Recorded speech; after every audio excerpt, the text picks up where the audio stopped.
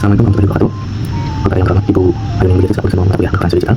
Perkenalkan saya Ismail dengan NIM 661977. Ingin melakukan hasil analisis e-governance Universitas Sultan Agung Kertajasa pada mata kuliah Transparansi Digital.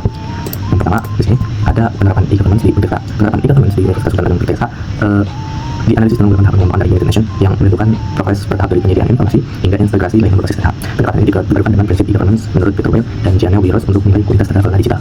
Prinsip utamanya ada tiga. Yang pertama, simple, yaitu mudah digunakan, kemudian ada transparan ataupun terbuka, kemudian ada kecepatan, yaitu sesuai dengan kebutuhan dan juga kompetensi. Penilaian tidak hanya berfokus pada pengembangan teknologi, tetapi juga pada kualitas layanan yang dirasakan oleh pengguna. Selanjutnya, masuk pada tahap analisis tahap informasi. Tahap informasi merupakan fondasi dalam e-governance di mana institusi menyediakan informasi secara sesuai kepada topik. Kualitas tahap ini menentukan kemudahan akses dan juga kepercayaan pengguna terhadap layanan digital. Website pemerintah menunjukkan kinerja yang cukup baik dengan penyajian informasi yang relatif lengkap dan mudah diakses. Struktur halaman juga sudah saling terhubung sehingga memudahkan navigasi pengguna. Ada kondisi utama yaitu informasi akademik, profil, dan juga layanan sudah tersedia. Kemudian pilihan bahasa foreign language atau bahasa Inggris sudah ada. Kemudian kontak institusi juga sudah dicantumkan dan update informasi ditemukan cukup rutin. Kemudian analisis ulang berdasarkan prinsip. Yang pertama ada yang masuk prinsip simpel, navigasinya jelas dan mudah dipahami. Kemudian masuk pada prinsip transparan yaitu informasinya kemudian juga mudah diakses.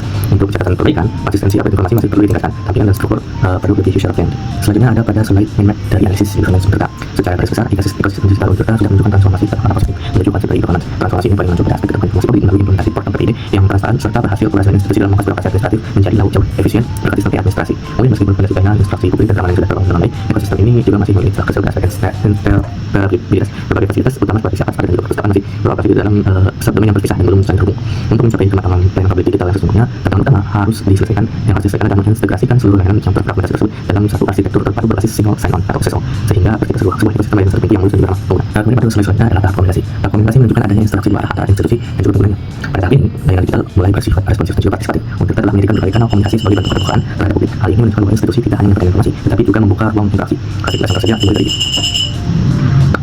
Kemudian pada slide selanjutnya yaitu adalah tahap komunikasi. Tahap komunikasi menunjukkan adanya interaksi antara dua arah antara institusi dan juga pengguna. Pada tahap ini, layanan digital mulai bersifat responsif dan juga partisipatif. Untuk telah menyediakan autoritas komunikasi sebagai bentuk keterbukaan terhadap publik. Hal ini menunjukkan bahwa institusi tidak hanya menyampaikan informasi, tapi juga membuka ruang interaksi. Fasilitas yang tersedia mulai dari email resmi, nomor telepon, media sosial, hingga layanan trade. Dari perspektif prinsip, kondisi ini mencerminkan transparansi dan juga konsisten. Namun efektivitas komunikasi masih belum optimal karena belum adanya sistem yang terintegrasi untuk mengelola respon dan juga feedback pengguna. Catatan yang bisa diberikan itu responnya belum real time dan juga sistem tracking layanan. Masuk pada slide selanjutnya tahap transaksi. Tahap transaksi menandai layanan digital yang memungkinkan pengguna melakukan aktivitas secara langsung seperti pembayaran ataupun penjualan layanan. Di untuk tahap layanan sudah menerima pada tahap ini, tetapi belum sepenuhnya terintegrasi. Pengguna masih perlu berpindah ke platform lain untuk melanjutkan proses layanan. Kondisi seperti informasi pembayaran UKT sudah tersedia. Prosesnya belum dapat terportal dan berfungsi sistem.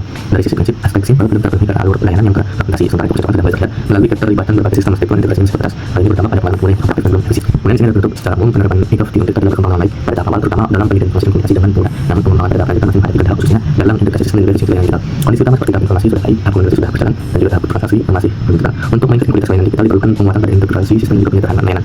Rekomendasi seperti penerapan single sign-on atau SSO, integrasi layanan dalam satu portal, pengembangan data dan juga standarisasi sistem digital. Dengan langkah-langkah yang tersebut, e-government berkembang menjadi sistem yang lebih sederhana, transparan dan juga terintegrasi. Sekian yang bisa saya sampaikan. Terima kasih.